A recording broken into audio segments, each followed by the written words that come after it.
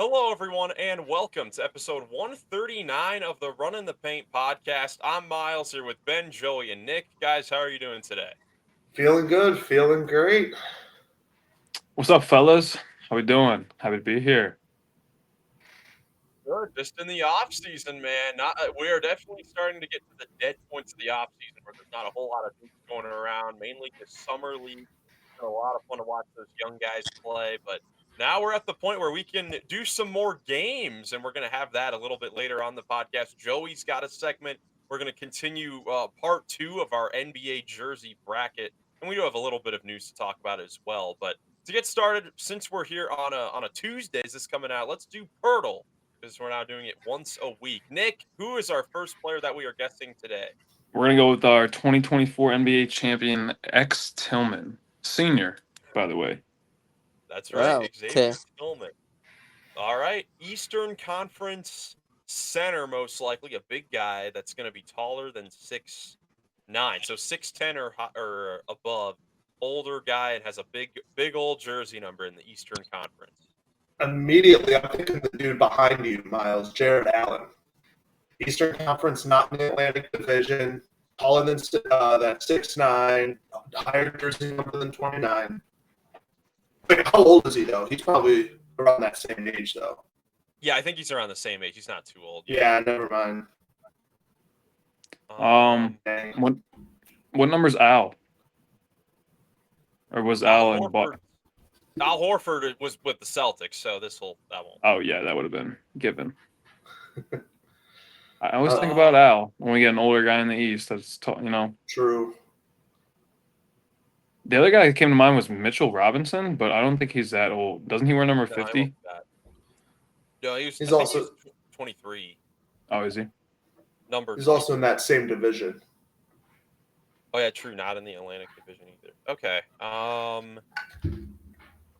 Central or South? Lopez number 11, but I like thinking it wouldn't be bad otherwise. No. Pistons don't have anybody really. Bulls, Vooch. Number 9. I was thinking of Vooch. It's going to be just high jersey numbers. I'm trying to think of guys with high jersey numbers. I mean, K Love had a higher number, didn't he? Kevin, yes. Could be Kevin Love. Could be Kevin Love. Forward center. Yeah. Forward center, number 42. Come on, Kevin. It might be Kevin Love. Let's try. Let's check it out. Haven't we had Kevin before on here? Oh, it updated it. Oh, it did update. It is updated. Oh, wow. All right, so we're gonna have to keep that in mind. It has Kevin Love on the Utah Jazz. All right, so we're gonna have to think don't guess this, but just type in like Jeremiah Fears or Ace Bailey. Oh yeah, I guess that would have been. Oh yeah, because the rookie class. Yep, there it is. Boy. They put him in. They put the rookie class in. Here we go. Okay, PERTL so has been updated. All right, so now we gotta think of new guys with their new teams. I'm stumped. Yeah. Who has switched teams to an Eastern Conference? A big older guy. I'm trying to go through the teams. Like, who's on Miami? Who are the big guys on Miami? Not Khalil Ware because he's too young and low jersey number. Yeah, no new older big guy went there. No one in Charlotte, mate. Oh, Nurkic. Didn't they just get Nurkic? I think. Well, he was traded to Utah as well. Remember that was part of all the Jazz's awful. Oh yeah. Let's see. It's not Atlanta. They don't have Clint Capella because it just updated. So. No, and Porzingis' number is not going to be that high. It does say it is going to be between the numbers 29 and 39, so it's going to be in the 30s. Yeah. Do the Wizards have anybody that would fit? Valanciunas? No, Valanciunas is Denver. He just got, I think Nurk might be in Charlotte. Well, he was in Charlotte to end the year, but then they traded him to the Jazz for Colin Sexton. Yeah. Oh, my fault.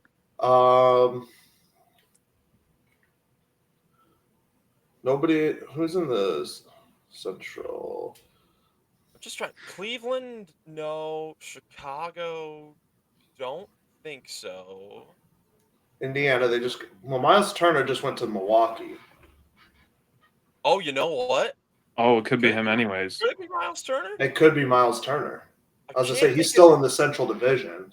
and he's probably 29 years old, number 33. Let's go. Let's give that a try. There it is. There it is. Let's Finally, go. I skipped Miles right over Turner. him and went to Lopez. That's right. But now we know that that PERTL has updated for the new teams and new players, so it's going to be a whole new ball game here with PERTL. That's for sure. Oh, do we lose Ben? Yeah, but yeah, I don't know. I don't know where Ben went, but got ourselves a black screen for now. But let's get into some of the news that's happened a little bit. Really 3 to 4 bits of news to talk about from the last couple of days. First, our Cavs made some moves, and it was really just to re-sign and extend a lot of key members in the front office, including President Kobe Altman. He got extended through the 2029-30 season, along with their general manager Mike Gansey and assistant general manager Brandon Weems, who LeBron James was very happy about, if you guys saw on X. But guys, as Cavs fans, the Cavs have definitely made a jump up over the last couple seasons into that title contender mode. It makes a lot of sense that they extended their key front office guys that have been here throughout the entire rebuild of this team. 100%. We've been competitive ever since Kobe Altman went in charge, and these guys have been in their positions. They've made great moves, in my opinion. Like, regardless of what you want to say, like, we went from, well, we could have had the same thing after LeBron left the first time, and just years upon years until we get lucky again. And now they took it upon their own hands, and we've been competitive ever since. One of the top teams in the East. I'm very well deserved. I agree too. Took a big swing with Donovan, and that's worked out really well. You've been able to build around him and keep those core 4 guys here, which is great. And they're doing everything they can. Like last year, trading for DeAndre was another big swing. So definitely well deserved. What did LeBron say? What did LeBron say? I think he was just happy about the that they extended Brandon Weems, because I think he either did he play with him, or he was a coach with Cleveland the first time around, as well. As there's Ben joining us back. Welcome back, Ben. Let me go see what did LeBron say, because I know that's going to be completely speculated. Yeah, he just said, "Yes, sir. Congratulations to my brother B. Weems. So proud of you, man." that's LeBron to Cleveland. Confirmed. There's a lot of people talking about it. There are definitely a lot of people talking about it. But Ben, what are your thoughts on the Cavs extending Kobe Altman, Mike Gansey, Brandon Weems, their guys in the front office? I was really pleased to hear that news. I think they've done a great job with making pretty much the right roster moves for this team, and I think they deserved it. So I'm happy for those guys. Yeah, lots of patience and lots of timely moves that have really been correct, throughout the last few years, and have put this team in the position to be a title contending team heading into the season. Moving on here, some news that Fred VanVleet was elected as the new president of the National Basketball Players Association, succeeding CJ McCollum. So Fred VanVleet will begin his next 4-year term. Always interesting to see which players are up for that new position with the Players Association. Joey, what'd you think about this news with Fred VanVleet being elected? Makes sense. Kind of in that same range of CJ McCollum, like going to get paid a lot of money and going to make sure everyone else gets paid, and rightfully done so, but not one of the superstars, still close enough to the middle ground of all the NBA players. So he has a good voice, and especially him being an undrafted kind of guy, he's got a great perspective on how to just help out the entire Players Association and everybody. Yeah, what happens after you get traded and then you're no longer allowed to be the president? Is that what happened to CJ? They vote him out? No, I'm just kidding. Um, but I totally agree with you, Joey. Fred's definitely a great guy for this job, and yeah, undrafted to NBA champion. That's definitely just a great story, and also someone you can like learn a lot from, and someone who you can trust to like make the right decisions in that spot and stick up for the guys, like you were saying.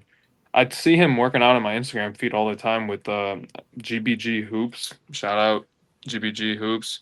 Um, just doing cool stuff, always working hard. So a lot of respect for him, and I think he's gonna be great in that role. Yeah, Ben, obviously an important position to be in. And Fred VanVleet, after lots of experience, throughout his now, 9 seasons in the league after being undrafted to an all-star to being a champion, it just has been through a lot, which is going to mean a lot with him being in this position for the next 4 years. Yeah, it was well deserved.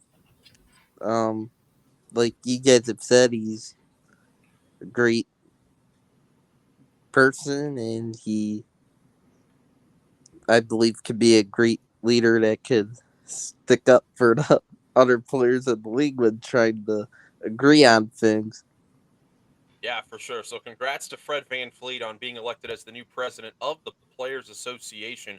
Really the only roster news or transactions that we've had over the last few days since the last podcast was Cole Anthony, who we knew after being traded to the Grizzlies in the Desmond Bane trade, was going to get bought out or traded from the Grizzlies. He agrees to a buyout and then signs with the Milwaukee Bucks. And Ben, we talked about in the pre-pod lobby, you kind of said the Bucks is a potential destination for him. What do you think about the fit now that it is official?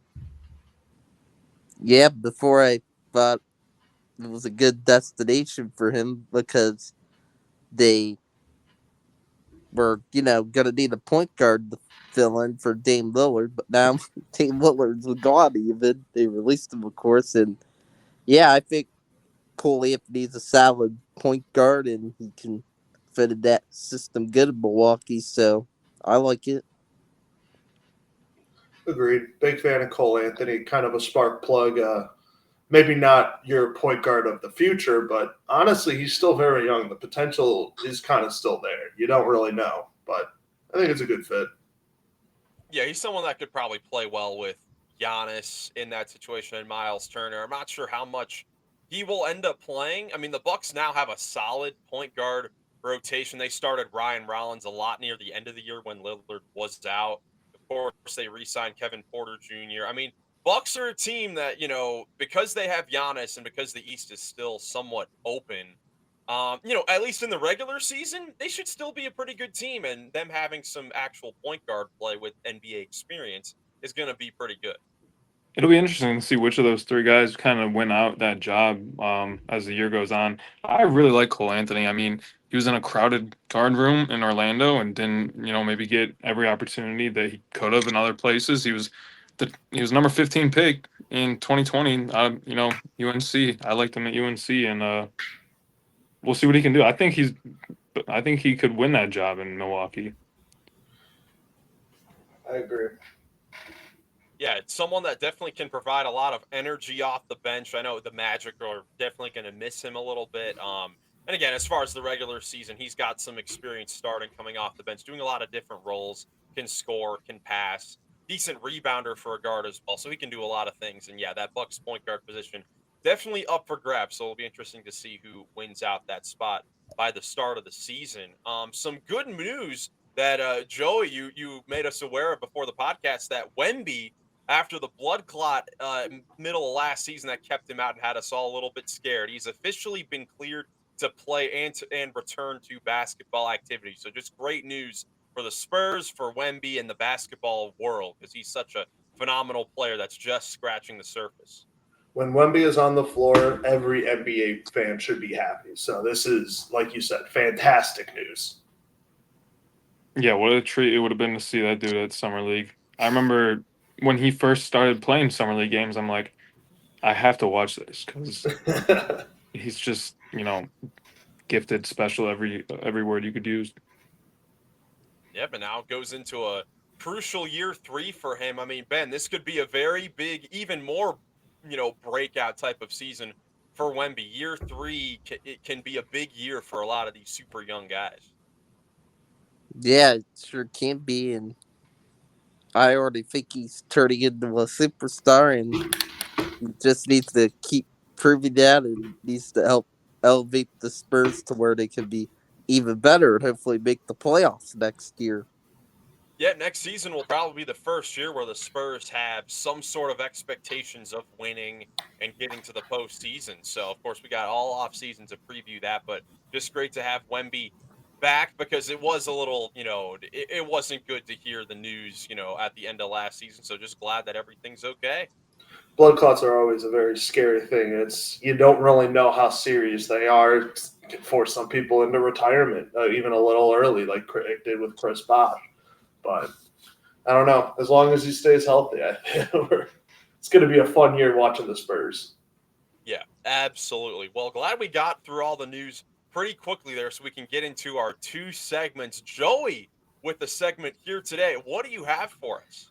I've seen it a bunch around. It's either going to be Hall of Fame or Hall of Very Good, where I'm going to give you a bunch of players not yet eligible or coming up on eligibility or soon to be retired maybe, or still current, maybe in the twilights of their careers.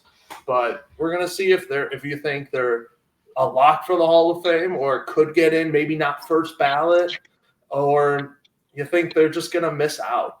And reminder, it is much easier to get in the NBA Hall of Fame than it is, or the Naismith Basketball Hall of Fame than it is for the NFL or MLB, I would say. Do they need an NBA Hall of Fame? Or the Basketball Hall of Fame? It is. I mean, do they need another one? I'm curious. I might think so because, like, the NFL, I'm pretty sure it is the NFL, and Cooperstown is. I don't know is Cooperstown just for MLB or is it just baseball? I think it's baseball. Okay, then it might be okay because Naismith obviously does international women's players, coach, everybody. There's so many people that get in. But yeah, and I've never been to the NBA Hall of Fame or Naismith Basketball Hall of Fame. Where is it? Massachusetts. Springfield, Connecticut, or Massachusetts. Yep. Okay, so I gotta imagine that's pretty cool. I have been to the Hall of Fame in Canton, Ohio, which is underwhelming.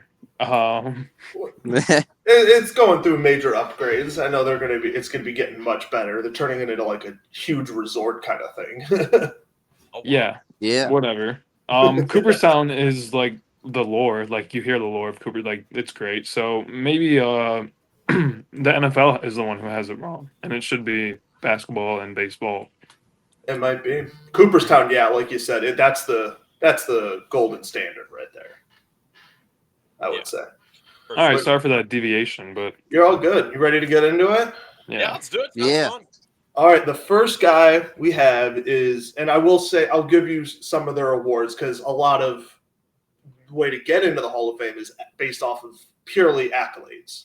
So the first guy I have is one near and dear to our hearts as Cavs fans, Kevin Love. He has made 5 All-Star games, 2 All-NBA teams, and an All-Rookie team, most improved player in 2011, and led the league in rebounding. What is that? Only 1 year, won an NBA championship in 2016. Yeah, and not even just. I mean, led the league in rebounding once, but one of the best rebounders that we had during that time at the power forward position, and one of the real pioneers of, like, one of the first real bigs to shoot a high volume of threes efficiently. Oh yes. So let's see, Ben. Why don't you get us started? What do you think? Kevin Love Hall of Fame or Hall of Very Good here? Do you think Kevin Love should make the Basketball Hall of Fame? Ooh, that's a tough one, but I'm going with that he should make the Hall of Fame because, I mean, look, with Minnesota, the start of his career, it's pretty good. Like, #1 scoring option, I believe, for them over there, even though they weren't really a great team with Kevin Love, but showed he was a pretty good scorer. I mean, it is, best days of playing with the Timberwolves and the Cavs. He's been a pretty good rebounder, too, as you guys said, and he's big crucial part with the Cavs still in all of our success when we had him and winning a championship. And it's always been a great dude. I think he's just barely got enough accolades to where I think he deserves to make it. But what do you guys think? Miles? Man, it's super tough. It's super tough because Kevin Love, he had to play a lot of different roles throughout his career. Like you mentioned, Ben, with the Timberwolves, was their best, player, of course, and he was incredible. I mean, 26 points on two separate occasions for the Timberwolves, along with a year where he averaged 15 rebounds to lead the league, 13 rebounds, 14 rebounds, good passer. Then has to kind of completely change his game to fit with the Cavaliers when LeBron James and Kyrie Irving are higher on the pecking order, and of course ends up winning a championship. But there were up and down moments with the Cavs, as we all know, especially throughout those regular seasons. And I'm wondering if the fact that most of the accolades that he got, those were all when his teams weren't winning. So it wasn't really meaningful basketball in Minnesota. I'm wondering if that would have anything against him. I don't think so. Yeah, I mean it's hard to tell. I feel like the argument you made first was the better argument, that he did play multiple roles and that he was a star in those roles and helped each of his teams like in those roles. I mean, when he was in Minnesota, he like you said was the first one to really stretch it out and play that power forward, and not the first one, but like do it at like that dude could get downhill at all three levels. He was a threat. Yeah. An all-star in his three of his first 5 full years with the Wolves, and then goes to Cleveland, reinvents himself a bit, plays next to the GOAT, and wins a chip, and then finishes his another thing that is taken into the Hall of Fame thing is like your impact on the game and his whole mental health thing. Like, Oh yeah, so I think he's a yes. I would agree. So I'm a big Kevin Love fan, and one thing I didn't mention, he was sixth in the MVP voting in 2011 and 11th in 13-14, right before he came to Cleveland. So he's all, like you said, those Minnesota days, one of the most dominant big men, 2020 constantly. He had a 30-30 game. Yeah. One of the most recent ones. I think that's the second most recent one we've had. I mean, he obviously an incredible player. I would say he's a Hall of Famer as well, because he did impact winning as well. And he's made only, let's see, how many years? So he's played 17 seasons in the league, only 6 playoff appearances because of the years in Minnesota and the post LeBron years the second time. But wild to think that in his first 5 playoff appearances, he made the finals all 5 years, the 4 with Cleveland and the 1 with Miami in 2023. It was like, if he's on your team and you make the playoffs, you're going to the finals. And it also shouldn't be taken away. He has the 1 championship, but I mean, we all know that in 2015 gets injured because Kelly Olynyk pulls his shoulder. That could have cost him a championship. And then, the next 2 years in the finals, they have to go against the Kevin Durant Dynasty Warriors, which no one else could beat. So, obviously different circumstances and the accolades are what they are, but there's definitely a possibility that if the Warriors aren't, that stacked, that Kevin Love could have had more championships throughout his time and his accolades could have been even better. But I would say Hall of Famer. I'd say Hall of Famer. Kevin All Love. right. Well, speaking of the Warriors, the next guy I have was a staple on those championship dynasty Warriors, Andre Iguodala.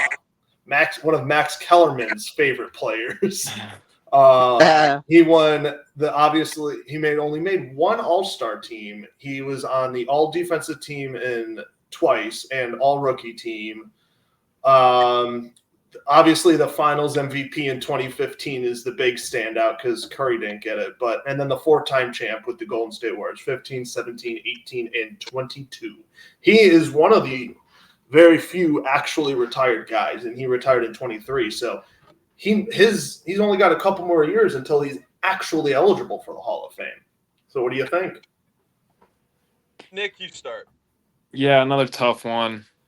I mean, can you get put in the Hall of Fame if the most memorable thing about you is getting blocked in the finals? I mean, I'm just being real. A good argument would be that the second most memorable thing is that you were the Finals MVP over Steph Curry. So like, trying to figure that one out. I don't know. I don't know. I gotta kind of like think back to his days before Golden State and see what kind of. My memory is kind of. He did make an All-Star team in 2012 when he was with was that Yeah, Philly? Yeah.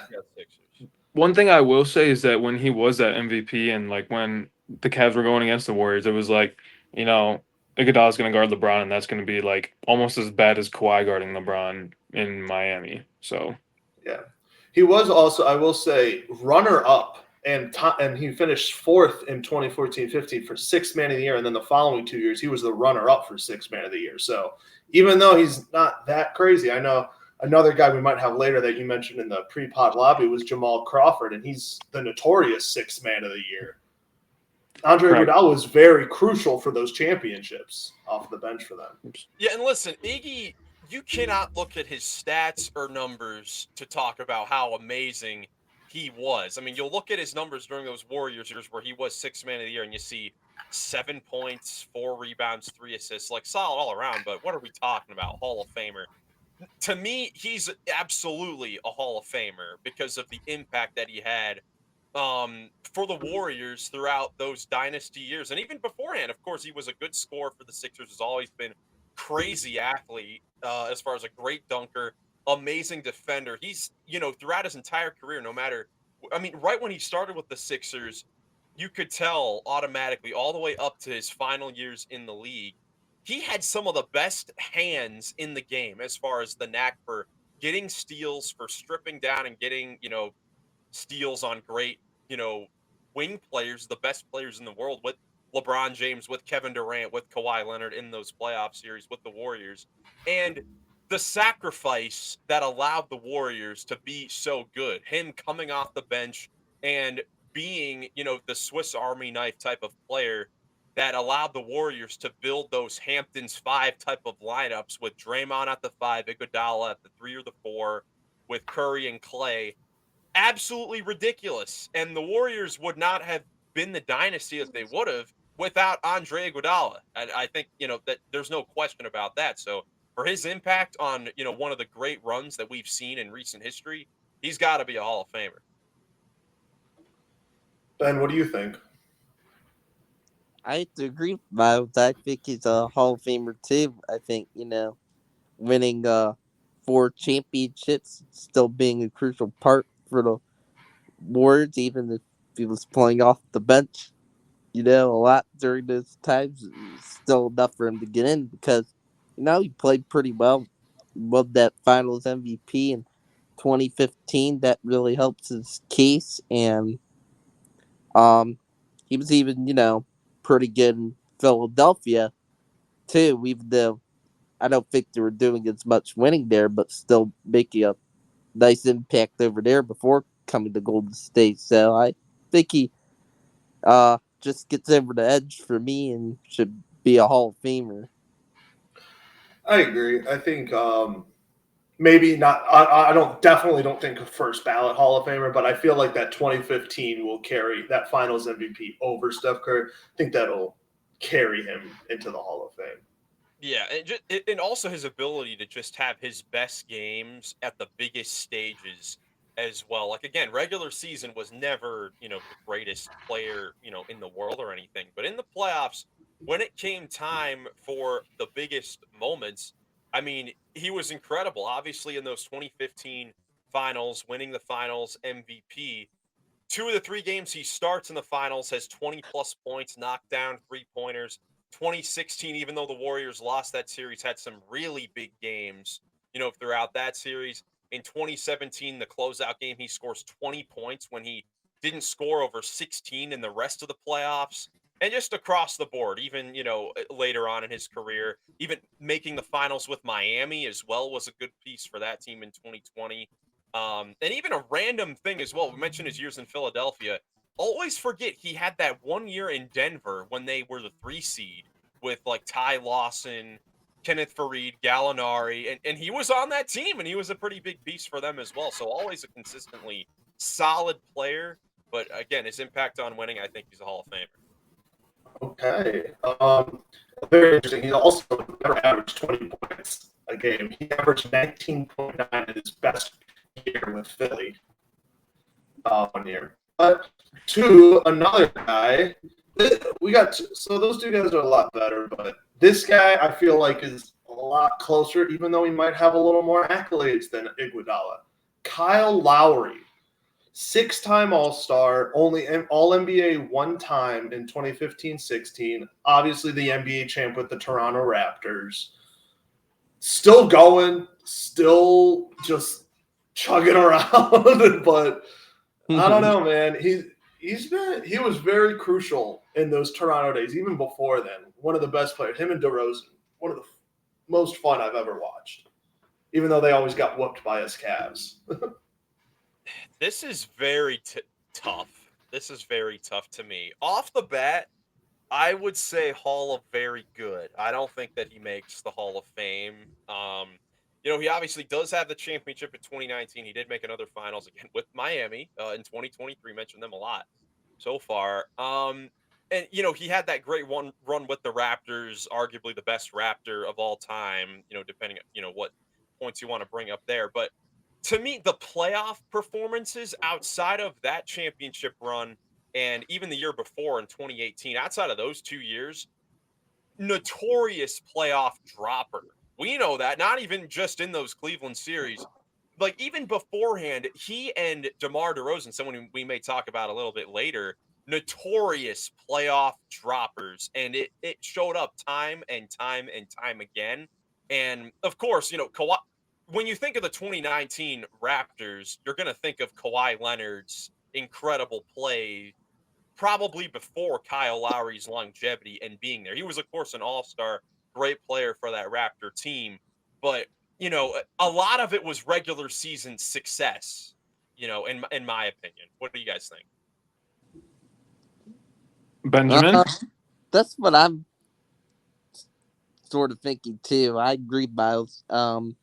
Yeah, I have them as all just really good, not Hall of Fame. I think, look, he still was a pretty good player, but he was never no, superstar. Still a lot of winning, of course, helped Toronto win that one championship. But yeah, he did have some great playoff performances from what I can remember as well. And, he was always, one of the top players in Toronto. I know he made a big impact there, but before Toronto, I mean, he wasn't really anything that good from what I remember. I know he was on a couple of teams, I believe the Rockets and the Grizzlies before going there. So, yeah, it's kind of a tough one, but I have him just in Hall really good.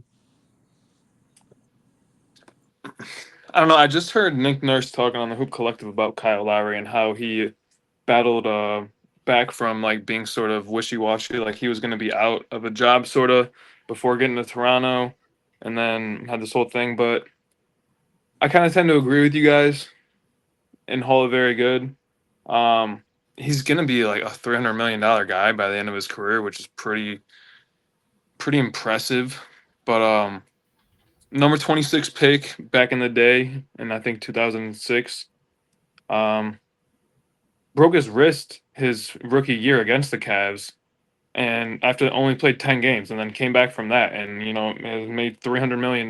So it's a tough argument, but I would probably say based on the on-court stuff and without me trying to make an empathetic case for him, I'd say Hall very good. You know what's something I didn't mention before, and I didn't notice it when I was looking on Basketball Reference? They have a Hall of Fame probability at the bottom of it. Yes, underneath the awards. Kyle Lowry has the highest one I've said so far, though, at 85.7% for Hall of Fame probability. Kevin Love was the next with 73. Iguodala was only at 12.5. Really? That's very interesting. Which is very shocking to me. Kyle Lowry Huh? is a 6-time All-Star. Yeah. Yeah, I mean, look, he's had a very good career, especially with where he came from. And I know the Hall of Fame, like we talked about before, it's not too hard to get into the Hall of Fame. If I had my own Hall of Fame, he would not be in it. He would be at the top of Hall of Very Good for me as we lose Nick for a second. Yeah, I'm kind of with you as well. I just thought it was very interesting. I didn't even realize that. I'm like, it just doesn't make sense. It doesn't make too much sense. But shout out to Kyle Lowry. Still a great. Shout out to Kyle Lowry. He's definitely in the conversation. That's why we having it. I mean, listen, like Nick mentioned, the injury to start his career, and next season it's already confirmed he re-signed with the Sixers. He's going to play his 20th season in the league. I mean, he's had an incredible career. Longevity does count for something. And another guy who's been in the league for quite some time. Next is Al Horford. 5 All-Star games he's been in. He was on the All-Rookie team. He made 1 All-NBA team, which was a third, and he made all defensive team, second team in 2017-18. Obviously, finally got his first championship in 2024 with the Celtics. It doesn't show him, but I'm a big fan of the Florida Gators, and he was a Gator, won back-to-back championships with him and his teammate Joakim Noah, and he was actually NCAA AP All-American third team in 2006-07, right before he went to the NBA. Ben, Hall of Fame or Hall of Very Good? He is Hall really good, I think. I think this because on Atlanta, yeah, he was pretty good for a while there. Was one of their better players, but like they hit some really good regular seasons on that team, but in the postseason, I want to call it like awesome postseason success he had at Atlanta when he was younger and was in the best times of his career for him playing wise, but still made a good impact there. But then he obviously had the championship on Boston. Was good for the Celtics. Made some big impacts for them. I mean, went on multiple nice playoff runs with them, but he was not like one of their best players though on the Celtics is the thing. And yeah, it's hard to put him into Hall of Fame, but he had a great career still. And he's still going now. I mean, this guy is still a free agent looking to. I mean, he might retire, but I thought he'd be signed with Golden State by now, but they haven't signed him yet. There are reports that the Lakers, Bucks, and Atlanta Hawks, he could return there. They're also still interested in Al Horford. And he's still a good player. Like he still was a huge difference maker on the Celtics the last couple of years. And in the last several years, he's a guy that also, similar to Kevin Love, kind of changed his game to extend his career out, became a 3-point shooter, that can stretch the floor when he was not that at all to start his career. Let me see here. How many threes? Let's see. Through the first 7 years of his career, Horford made 10 threes over the first 7 years of his career. And now, he is, putting up, 3-4 threes a game, ever since then for, the Hawks, the Celtics had a year each with the Sixers and the Thunder. This is another super tough one because he's been consistently really good. Even now, he's still really good and one of the, more sought after free agents in his age 39, off season. Man, he might be someone that barely sneaks into the Hall of Fame for me. Just barely. Because, I mean, even it is the Basketball Hall of Fame. You do have to take into account those college seasons where he, did win the title. I would say Hall of Fame. Talking about a guy who has teams that reach the playoffs. He's been in the playoffs 16 out of 18 seasons. It's pretty good. I also think that he's going to be the first Dominican basketball player to be in the Hall of Fame, which, I mean, like we said, it's pretty easy to get in there, but that also does, like, go for something when... That's huge, yeah. Third overall pick in Atlanta, and like you said, Miles, like changed the way the game worked for him, and like when you do that and consistently stay very good for a long time, and like are adaptable and are on winning teams, like yeah, I would say Hall of Famer. Okay. His Hall of Fame percentage, a probability is just under 24%. But I also think he's going to get in the Hall of Fame just because, like Miles said, the college, obviously I'm a Gator fan, but you can't, it's the Naismith Basketball Hall of Fame. So you can't just put his NBA career. You got to combine it a little bit. Yeah, and even with the finals, I think he's made 6 conference finals too in his career. Like he's always, been on the cusp. He made the one with Atlanta and then 5 with the Celtics. So he's definitely a winning player. All right, I got one more, and then I'll save 5 for another time. But the last guy I got is DEMAR DEROZAN, Kyle Lowry's teammate in hand. Made 6 All-Star teams, 3 All-NBA teams actually, which I'm actually a little surprised. Most recent 21-22 when he was with, what was that, San Antonio? No, the Bulls. You remember? Oh, the Bulls, yeah. It was incredible that season. Yeah, that was right after he left San Antonio. Yeah, no, I All NBA, I feel like has a big determination of getting in there, because that means you're just one of the best 15 players in the league that year, and 3 times.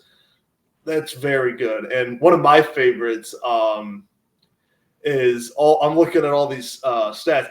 2-point field goals. He led the league in attempts, makes all the time. Mid-range assassin, DEMAR DEROZAN.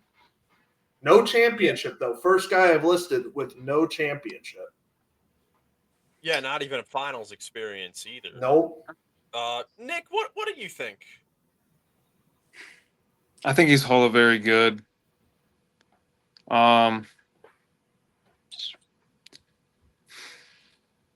Yeah. Yeah. God, I feel like we're hating on these Toronto Raptor legends, but I would probably agree. Even though, this guy is one of the most consistent scorers over the last decade. This guy has averaged at least 20 points per game every season since 2013. Even going now, like he's still, an efficient mid-range scorer. Is never become, a great 3-point shooter, but that's not his game. He lives in the mid-range, gets to the free throw line a lot, has improved as a playmaker, and an incredibly clutch player. But does the lack of playoff success with Toronto, kind of like Kyle Lowry, matter in this? Does it matter to the point where he does not make it, even though he's been such a great scorer for such a long time? Yeah. Speaking of like Al Horford real quickly, yeah, I did forget about his college career. I would give him Hall of Fame now. But for DEMAR, yeah, DEMAR's a tricky one because, like you guys said, yeah, he's never made the finals in his career, but he's always has pretty much been a consistently pretty good player throughout his career. Just such a good mid-range game. This is a tough one for me, but I give DEMAR DEROZAN Hall of Fame just barely because, he hasn't made the finals, but I think he's has been able to win for the most part on teams he's been on, and he's constantly been a great player. Really, he's been a good defender, I think, too, for the most part of his career. So I barely give him Hall of Fame, but it's a tricky one. One thing I find interesting is he's been a starter since his rookie year. For 16 seasons, he started in the NBA. Yeah, consistently good. I feel like that's his nickname, because like even you were saying, like not averaging under 20 points since then. Since 2019-20, he hasn't shot under 50% from shooting from 2. Like I know he's not good from the 3-point line, but if you're not shooting, every basket you're taking is gonna go in more than half the time, that's huge. And those are not just all layups right at the rim. These are contested mid-range post fadeaways over double teams sometimes, getting to the foul line too. Like, he's an unstoppable player, in the regular season. It's, shooting above 50% from twos is very impressive when you're taking, basically leading the league in 2-point and mid-range shots per game. Also in 23 and 24, in what 23, 24, what year is that of him? Last year of Chicago, 15. just 2 years ago. That's his 15. year 15 of his career. He led the league in minutes that year. In year 15. That's crazy. Unfortunately, as much as I do love DeMar DeRozan, I also think he's Hall of Fame, a very good. What Which do you one think? was that? Hall of Fame of very good. That's what. Hall of very good. My bad. Hall of very good. This is the toughest omission for me of the Hall of Fame because he is such a good player. Man, someone that I always look to with situations like this is a guy like Tracy McGrady in the 2000s, and obviously he led the league in scoring, but he made the Hall of Fame and he never made it out of the first round. And sometimes it was injuries, but he never made it out of the first round. Besides that 1 year with the Spurs, where he wasn't really playing. But so that's someone I do look to. It's not like you don't have to be a great playoff performer to make the Hall of Fame. And DeMar DeRozan, again, 20-point scorer for the last 12 years, each of the last 12 years. I think he might barely get in for me. I think he'll barely get in for me. I'm going to put him in because I don't think I can leave him out of this one. You But want to it know is the very tough. I was gonna say I love that you bring up Tracy McGrady, but there was one thing you missed with Tracy McGrady. DeMar DeRozan made 3 All-NBA teams, second, third, and second, or something like that. Tracy McGrady made 7 All-NBA teams, and 2 of Very those were true. firsts. Very So, true. but DeMar DeRozan, 48% chance of the Hall of Fame. Hall of Fame probability. I think that scale's broken. I 100% agree. I don't know if I'm trusting Basketball Reference Hall of Fame probability of Kyle Lowry is the one with the best chance. Yeah, but here's what I'll say. I would put him in, but I would not be surprised if he didn't get in real life. Because I think it's that close. I mean, we're kind of even here. I think that's 50% chance. We're 50-50 on this. Like, I seriously think that could go either way. You can make a case either way. Agreed. But yeah, lots of fun. Definitely cannot wait for the next 5 for the next time. I was gonna say, you guys like that? I love that. I love seeing that idea on. I see it on TikTok all the time of other guys doing, and I'm like, you know what? That's pretty genius. I want to get y'all's take on that. Oh yeah, definitely a lot of fun. So thank you for that. Definitely excited for the next one. Now to close out the episode, we've got part 2 of the Run in the Paint jersey bracket. In the last episode, we did the Atlantic Division in the Eastern Conference. That was a lot of fun. It included a lot of historic teams.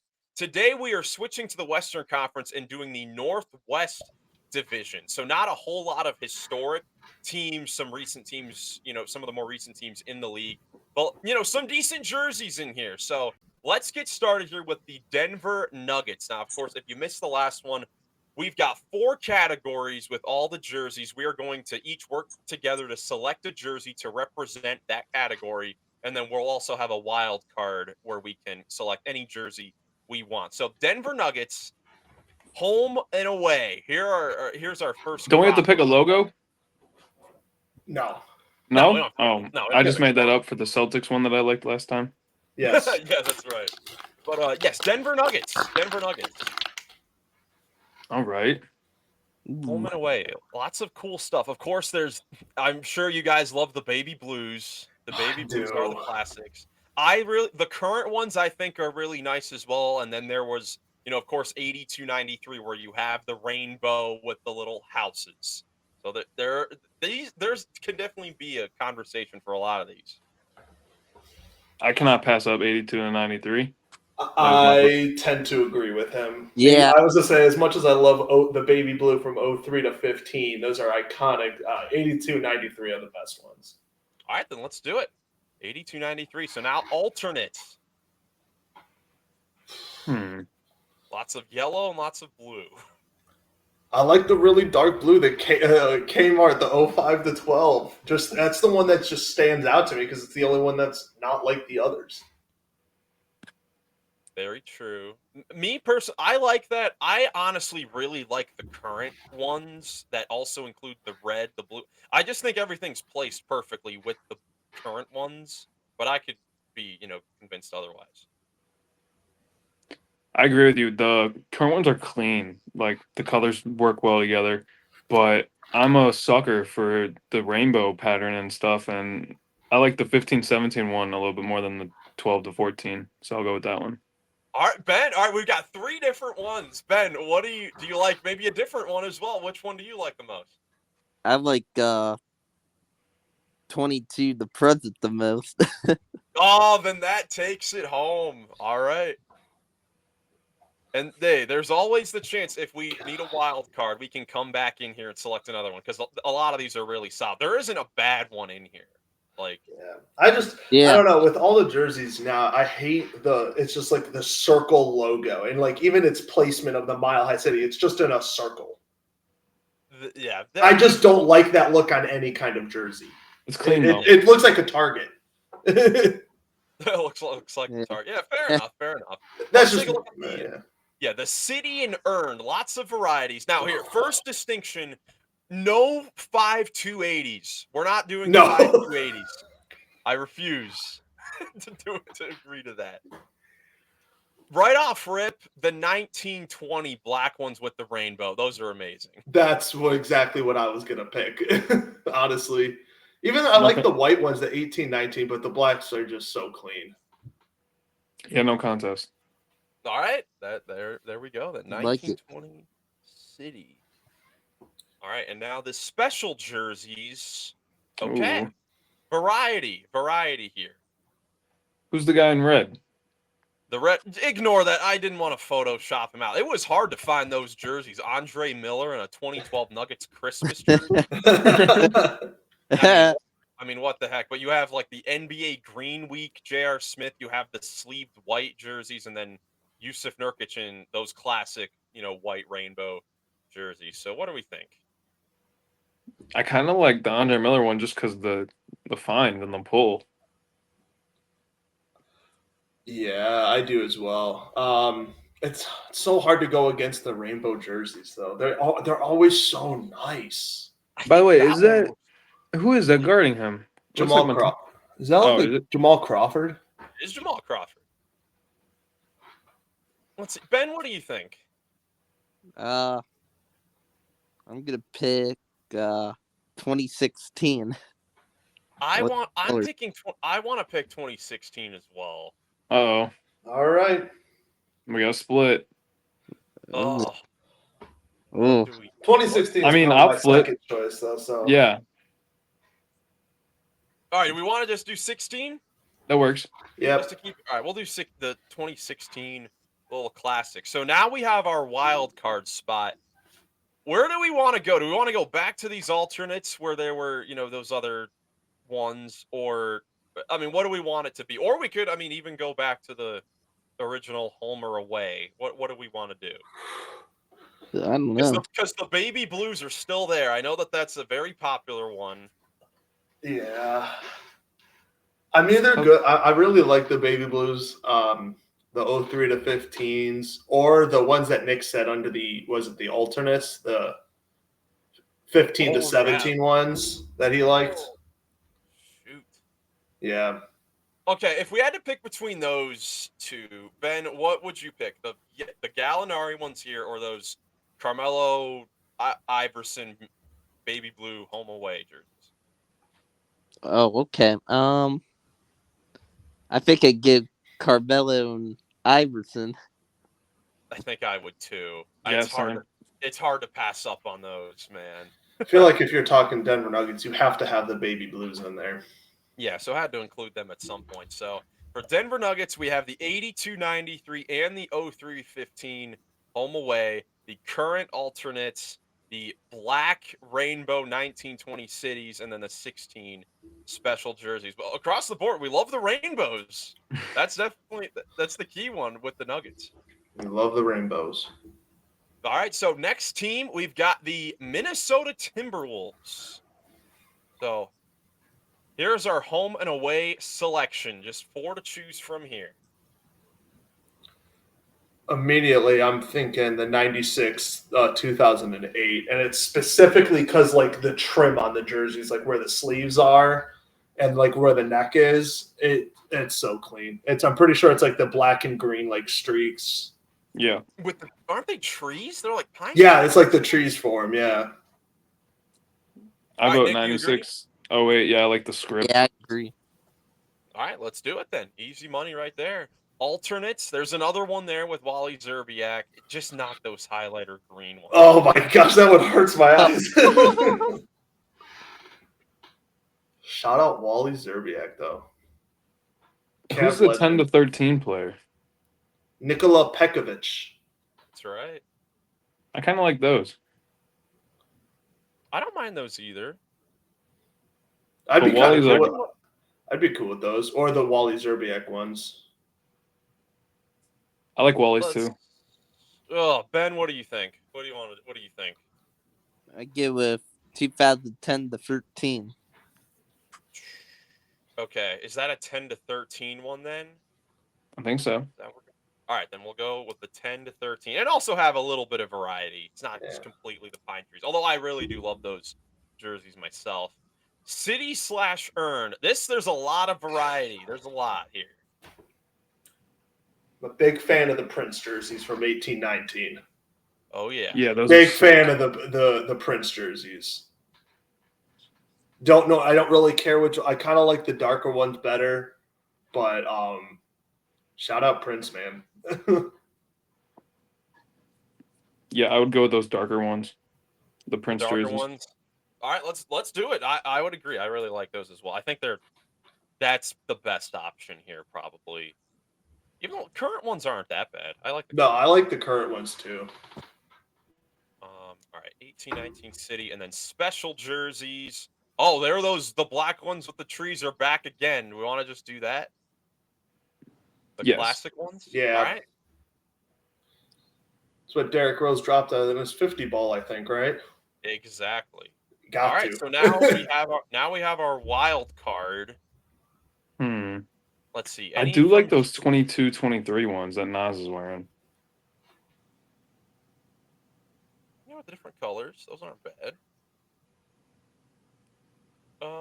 Let's see. Ben, what do you think? What do you like out of the crop that we've looked at here? I think I like the current one, 24-25 that's on here. Current. All right, Joey. I'm gonna have to lean with Ben one on this one too. I really like the clean white ones, the new ones. All right, current it is. Current it is. So for the Wolves, we've got the 96 to 08, the KG classic jerseys there, the alternate, the 10 to 13 jerseys, the Prince jerseys from 1819, the current 24-25 City jerseys, and then the D Rose classic. I mean, so we ended up getting all the pine tree jerseys. So that's all you can ask for. They're just so nice. Yeah, those are sick. Yeah. All right. Next team, we have the OKC Thunder and the Seattle Supersonics. We are including both of them. I asked the guys in the group chat beforehand if we wanted to include them. And I'm happy we are, because there was not a whole lot of options for the Thunder since I guess they are the youngest franchise, right? 17 years in the league. So home and away, we've got the Thunder and the Sonics. The youngest champion, too. Yeah, youngest champion. That's right. The current champs. 95 to 01 for me. Agreed. Yeah, I agree. Those are definitely the ones right there. That logo is just so nice. When I did the 2K expansion, I tried to remake them on 2K, but it's pretty difficult. Oh, I bet. Yeah. All right, alternate jerseys. Here we got some more Thunders, and then there's the Yellow Sonics, one with Vladimir Radmanovic. This may be a rough take, but I like them Serge Ibaka ones. Ooh, I was wondering if someone would bring that up. I'm not a fan of those. I'm not a fan. Honestly, I'm not a huge fan either. Sorry, Nick. Fine, I like them. I've always been a huge fan of those 17 to 19 Paul George ones, but I think there could be I've heard some other opinions about them. Well, didn't Dame hit the dagger on them jerseys? Yes, he did. So I feel like we have to pick that because of that iconic moment. that washes it out for me. Okay. This is a tough one. I mean, the current orange with the blue, they're not bad. I've always liked the blue ones better. The current orange with the blue would be my second choice. Yeah, I would Okay. agree. The current ones. All right, Ben, what do you think? Ooh. I'd go 17-19. Oh boy! All right, we've got ourselves a little bit of a split here. Another split. Well, if you guys both like those as your first, I have the orange as my second. Yeah, there is a wild card spot. Oh yeah, well, true. There is the wild. There is a card. wild card. If we do want to save it, so we could just have both of them now. No. But I don't remember what the city and earned. Okay, let's lock one in. Let's lock the current ones now, and then if we want to come back and we can for a wild card. So city / earned. Here we go. There's a lot here. There's definitely a lot here. What do we like out of this one? Man.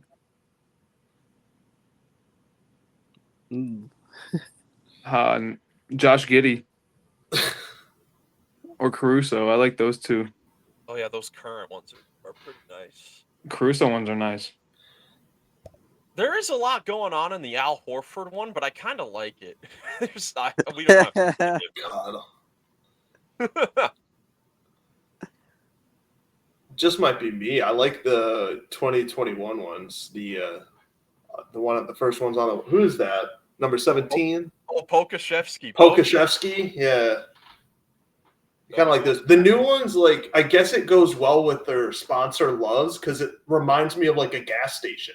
Like it's all black and then just bright lights. Like, so it goes well. Like, I get it. Like, I'm cool picking those. I just don't want my jerseys to remind me of a gas station. Me personally. I think the one above Caruso looks more like a gas station. Oh, it could. Oh, they both. Yeah. It could. Don't worry. We in a future episode we'll get to the Atlanta Hawks McDonald's jerseys. Yes. But Ben, what do you like the most out of these? Go 23-24. The Giddies. So a couple Giddies. I like the Caruso ones. Let's see. What is the pick out of this one then? Well, let's see, Nick. Which one did you like the most? Did you like the Giddey one the most? Yeah. Giddey? All right, then it's Josh Giddey. That's the one. All right. Cool Giddey. 23-24. That is a nice jersey. All right, and then the special all Christmas jerseys. Which Christmas jersey is the best? 15. 15. All right, 15 it is. I was gonna say, I'm sorry. It's so nice. I give 15. All right, 15 it is. All right, wild card. Were there any city or did we want to? I guess, do we prefer the blue? Yeah. Yeah, over all those city ones. All right, then let's do that. I still take Surge, but. All right, so for the Thunder / Sonics, we take the 95-01 home away Sonics jerseys, the two most current ones, 17-19 and 19 to the present. 23-24 cities, and then the 2015 Christmas ones. All right, so final two teams, and interestingly, neither of these teams had special jerseys. So similarly to the Sixers, we will have two wild card spots for these final two teams. The Portland Trailblazers is up next. Here are the home and away. Basically, they've always been the same, sort of colorway, very similar to the last few years. What do we like out of this? Ben, what do you think? That's kind of a tricky one. I'm gonna go 2002 to 17. That's right where I was thinking too, Ben. Me 3. Yeah, my only argument would be 77 to 91, but that was right there with them. So I'm good with 02 to 17. All right, there we go. 02 to 17. Alternates, lots of red. We have a couple of the white Rip City jerseys as well. I do like the Rip City, but I don't know, that mellow one's standing out. That's standing The out. mellow one's so clean, yeah. All right, the Blazers making it easy on us so far. 2 quick, easy ones. 1922 for that one. City Slasher. How do you guys feel about the blue? Oh, the PDX. I kind of like it. It's very different. I'm very into it. It is different. Remember, now we have the 2 wild card ones since there are no special jerseys. So we have a lot. We can pick multiple if we want. I do like the whole Rip City one. So like the most recent 24-25 with the Rip City, kind of like it. Yeah, the 3 most recent are my 3 favorites. Yeah, I would probably say the same. Ben, what do you like? What have you liked out of what we saw so far? Yeah, I'm liking the most recent ones too. Tough choice. I lean 23-24, but let's see. Are we going with all 3 of them? Was there anything else that did any of these stand out as any wild cards at all? Only that bottom right one on the second one. Oh, the current statement jerseys. Yes.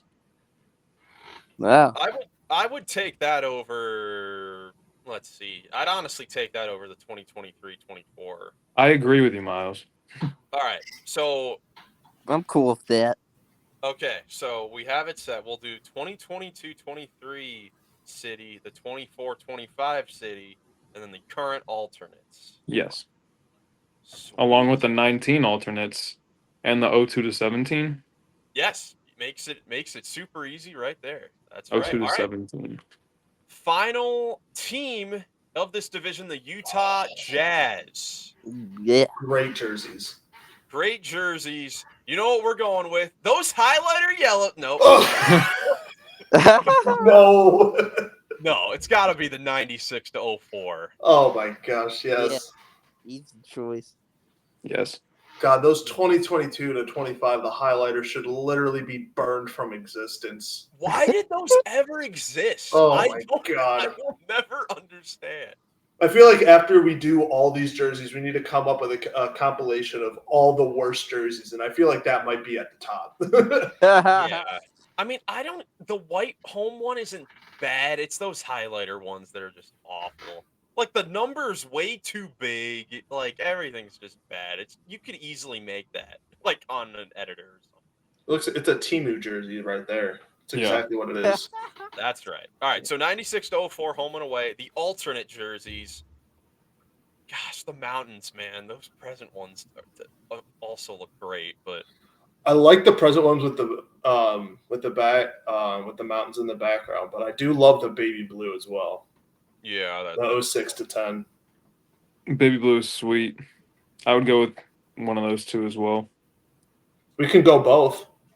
No, because I like those 86. Go back one. Those ones at the top left are sweet. 81-96. The 81-96. Yeah. I agree. All right, well, we can decide. I guess, do we want to see the field of, like, the rest before we make? Well, yes. I guess either way, we have to make our alternate decision. We got to pick one of these. Mm-hmm. We do. So, blue or purple, Ben? Yeah, those are the 2. I'm picking 2. I'll go with the blue. I like the baby blue. All right, baby blue it is. What do you guys think of those Joe Johnson ones? Like they look like a Christmas sweater. Yeah. Oh. There's only really one like sleeve jersey I like. I bet I know what that one is. It's hard to tell. I bet it's a hard one. All right, City earned. There's another those darn mountains, man. It is hard to pick against them. I do like the 2020, 2022 ones. I like those better than the 17-20 gradient jerseys. But I was about to say, hear me out. I love the 17-20 gradient ones only because I remember watching them whenever they wore them. They're like the stands. They had like shirts given away for the whole crowd, and it was the gradient for like each section. So it like went in like it was beautiful. I love that. But it is very hard to pick against the mountains. Yeah, I Oh, like the ones from last year the best. I like okay. 24, 25 the best. Yeah. I do as well. I just found this picture. Hopefully it pops up correctly. Yeah. That's kind of That's what I'm saying. That's so nice.